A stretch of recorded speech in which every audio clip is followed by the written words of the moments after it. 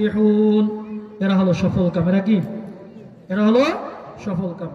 অন্য আয়াতের মধ্যে আল্লাহ পাক রব্বুল আলামিন বলেন, وَإِذَا حَضَرَ الْقِسْمَةَ أُولُو الْقُرْبَى وَالْيَتَامَى وَالْمَسَاكِينُ فَارْزُقُوهُم مِّنْهُ وَقُولُوا لَهُمْ قَوْلًا مَّعْرُوفًا। মানুষ যখন মারা যায় তার সম্পদের সাথে কিছু মানুষের মালিকানা সম্পৃক্ত হয়ে যায়। মানুষ যখন মারা যায় ওয়ারিস হিসাবে কিছু মানুষ তার সম্পদ পায়, কিন্তু কিছু নিকট আত্মীয় আছে যারা মৃত ব্যক্তির সম্পদ ওয়ারিস হিসাবে পায় না। বাকি তারা অভাবী হতে পারে, গরিব হতে পারে।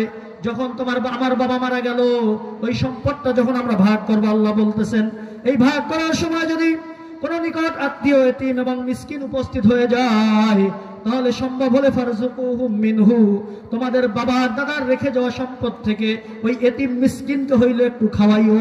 এতিম মিসকিনকে একটু সুযোগ হইলে খাওয়াইও।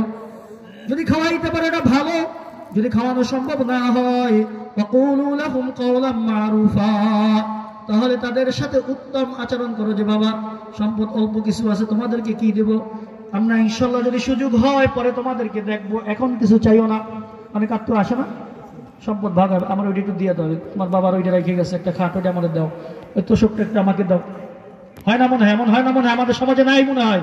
আত্মীয়রা আসে না, অমুক মারা গেছে, ওনার তোষকটা আমাকে দিয়ে দাও, সে ব্যবহার করতো। তার একটা জুব্বা আছে, জুব্বাটা আমাকে দাও। তার একটা শাড়ি আছে, শাড়িটা আমাকে দাও। তোমাকে কি দেবো? আমার দিয়ে হয় না। না, সে যদি অভাবী হয়ে থাকে, যদি সে ফকির মিসকিন হয়, আল্লাহ বলছেন সুযোগ হলে দিয়া দাও। যদি না দিতে পারো, দুর্ব্যবহার করার সুযোগ নাই। ওয়াকুলু লাহুম কাওলাম মারুফা, তাদের সাথে কি করো? সদ আচরণ করো।